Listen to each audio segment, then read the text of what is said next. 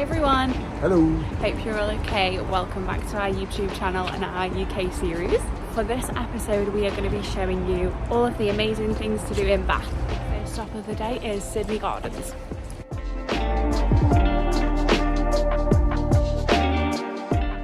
Sydney Gardens is one of Bath's most beautiful green spaces. It's actually the city's oldest park and it's the perfect spot to start your day, especially if you want a slower, more relaxed vibe before exploring the busy centre.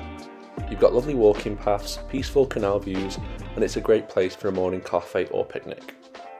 Situated behind the Holburne Museum at the end of Great Pulteney Street, it was planned and laid out by the architect Harcourt Masters in 1795, and throughout the end of the 18th and into the 19th century, it was the popular place to see and be seen by the fashionable visitors to Bath. Sydney Gardens was frequently visited by members of the royal family and, of course, the famous author Jane Austen, who lived at number 4 Sydney Place, directly opposite. Public breakfasts were only one of the many attractions the garden had to offer, alongside firework displays and concerts. Next up is the Pulteney Bridge.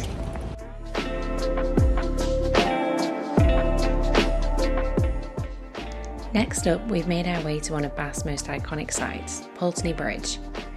This is one of only 4 bridges in the world with shops built across it, similar to the famous Ponte Vecchio in Florence. From here you get amazing views over the River Avon, especially down by the weir. Definitely take some time to walk both sides because the photo spots here are incredible. One of the most photographed examples of Georgian architecture in Bath, Pulteney Bridge is a truly unique landmark. Built in 1769 by renowned architect Robert Adam, it's an architectural and historic marvel. The bridge is named after Frances Pulteney, the wife of William Johnston Pulteney, an influential landowner in Georgian Bath. William had ambitious plans to create a new town on the east side of the city, rivaling John Wood's famous development on the west side. His grand scheme needed a new bridge, and he didn't want just any old bridge. He wanted a spectacular bridge, one which everyone would talk about.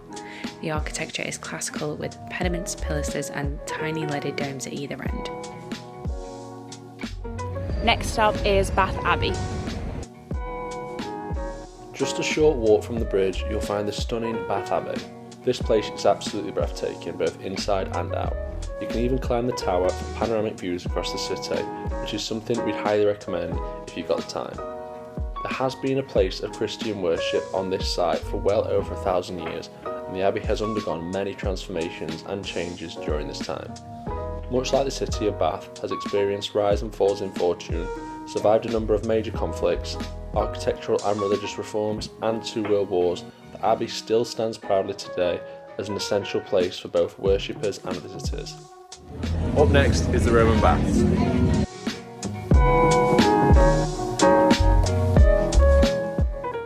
Right next door is probably the main reason most people visit Bath, the Roman Baths. This is one of the best preserved Roman sites anywhere in the world. Walking around here really does feel like stepping back in time. You'll see the ancient bathing complex, the steaming Great Bath, and learn all about the city's Roman history. It's super popular, so if you can try, book your tickets in advance or come early to beat the crowds.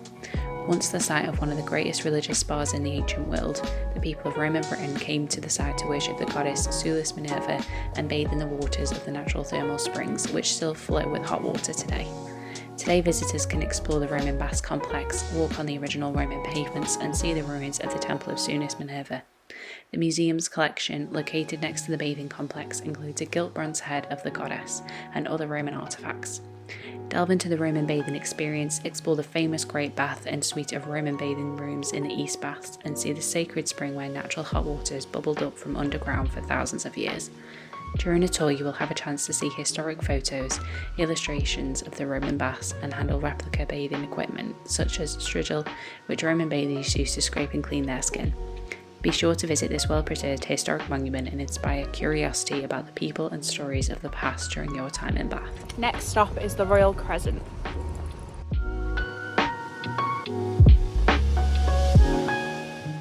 Now we're heading up to the famous Royal Crescent, and this is honestly one of the most photogenic spots in the whole city.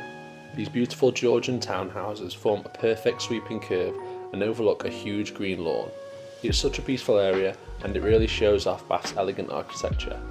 If you love period dramas, this place might look familiar too, with recent productions including Bridgerton, Persuasion and The Pursuit of Love. The The Royal Crescent is one of Bath's most iconic landmarks, built between 1767 and 1775, and designed by the renowned architect John Wood the Younger. This stunning example of Georgian architecture remains one of the greatest in the United Kingdom.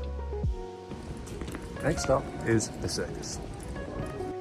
Just around the corner is the circus, another architectural highlight.